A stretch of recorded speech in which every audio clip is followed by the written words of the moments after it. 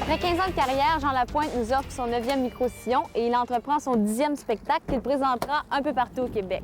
Et même avec ce programme chargé, vous allez voir qu'il est encore très en forme et qu'il parle beaucoup. Jean Lapointe, malgré tout votre succès, j'ai lu dans Le Soleil de cette fin de semaine que vous avez dit que vous avez l'impression que les gens vous aiment moins. Qu'est-ce qui vous fait penser ça?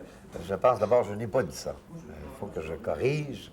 C'est-à-dire que je dis cependant que ce journaliste qui a écrit le papier me semblait être un homme très honnête, très intègre. Mais il y a peut-être des choses que j'ai dites qui ont fait que lui en a déduit ça. Ce qui est arrivé, c'est que j'ai dit que je n'avais plus le goût de faire des 50 soirs de suite à Maisonneuve, des 37 soirs au Grand Théâtre de Québec. D'abord, pour deux raisons. J'ai l'impression qu'il viendra un peu moins de monde qu'en est venu durant les années très grasses et tout ça. Et en plus, c'est que ça tombe bien parce que j'ai pas le goût de faire ça. Alors peut-être que lui, il s'est dit que il y avait moins de monde qui venait me voir, que j'en déduisais que les gens m'aiment moins. Au contraire, depuis que je suis revenu d'Europe, il s'est passé à plusieurs occasions que des gens viennent me voir, ce qu'ils ne faisaient pas avant. Puis ils parlent avec moi, ils prennent le temps de discuter, de causer avec moi. Et puis au contraire, je sens que non, c'est pas il y a encore plus d'amour qu'il n'y en a jamais eu, peut-être pour Lapointe. La seule chose qui m'agace un peu, c'est que les gens m'appellent Monsieur Lapointe. Et ça, je déteste ça. Pourquoi? Mais je ne sais pas. Il y a 2-3 ans, tout le monde, allait jusqu'à 3-4 ans, les gens m'appelaient Jean. Et maintenant, la plupart des gens que je rencontre m'appellent Monsieur Lapointe. Il me semble que j'ai vieilli sans doute, les années passent, mais il reste que je me suis jamais senti en forme autant depuis 10 ans, c'est sûr. Je suis en pleine forme, je suis installé à la campagne maintenant, à la campagne, et j'y suis très heureux. Donc, vous n'avez pas peur de vieillir? Non, mais pas du tout. Je vieillis pas. Moi, je vieillis peut-être de certains aspects que je vous dévoilerai pas. Mais il reste que je me sens jeune de cœur, je me sens prêt à faire un tas de choses, mais à un rythme beaucoup plus lent. J'ai le goût de faire peut-être 100 spectacles ou 125 par année, mais pas les uns à la suite de l'autre. Je veux aérer, prendre le temps de vivre. D'ailleurs, c'est ce que Félix m'a dit pendant des années. Prends le temps de t'installer, puis quand tu sors avec ta guitare, tu as le goût d'y aller. Quand tu en fais trop à la suite, ce qui arrive pertinemment, c'est qu'à un moment donné, tu viens fatigué, et pour donner le même rendement, ça te prend un effort surhumain. Je t'ai vu grandir, partir, souffrir, sourire à la nature, goûter à l'écriture. T'avais des choses à dire, tu les as dites debout. Qu'est-ce que vous racontez dans votre dernier disque? Je raconte dans mon dernier disque, toutes sortes de choses. C'est Lapointe, c'est du Lapointe ordinaire, c'est du Lapointe nature, c'est rire avec des moments de tendresse.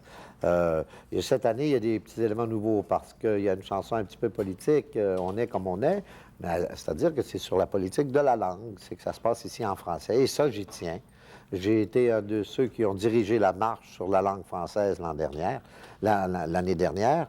Alors, ce qui arrive, c'est que en faisant ça, c'est sûr qu'il y a beaucoup de gens qui t'accrochent des épithètes et qui te disent il est indépendantiste ou il est ci et ça. Moi, je ne dis pas ça. Si je le suis, ça ne regarde pas personne. La seule chose, si jamais je ne le suis pas maintenant, peut-être je le deviendrai. Mais je crois que l'essentiel de ma démarche actuellement, c'est de dire aux gens, il faut que ça se passe en français chez nous, et ça, j'y tiens. Et vous êtes prêt à aller très loin pour ça? Oui. Jusqu'où? Jusqu'où il faudra, hein? Mais sauf que avec Lapointe, il faut que ça se passe en douceur, au niveau du cœur, avec un beau mariage du cœur et de l'esprit, avec le moins d'agressivité possible et beaucoup d'amour. Parce que moi, je ne veux pas blesser personne. Je pense que la décision que va prendre le peuple québécois un jour ou l'autre, et ça, comme avait dit Félix, c'est irréversible, que ce ne soit pas une coupure draconienne, que ce soit qu'on accepte, qu'on vit en français chez nous, que dans le domaine culturel, on a besoin d'être autonome. À partir de ce moment-là, le reste, ça se tassera. Mais je crois que ce ne sera ni la décision de M. Parizeau, ni la décision de M. Bourassa, ni des autres, encore moins des 4 anglophones qui viennent de se faire élire, le Parti égalité. Je pense que ce sera notre décision à tous les Québécois, et ils seront assis à la même table pour en discuter, et ça se fera dans la douceur. S'il y a des remous de l'opposition, en ce sens que si les anglophones d'ici apprécient pas ça, qu'ils aillent voir le sort qui est réservé aux francophones, Manitoba, bien ailleurs. Alors, ils vont comprendre que c'est comme ça que ça se passe, et s'ils veulent rester ici, qu'ils apprennent un peu le français.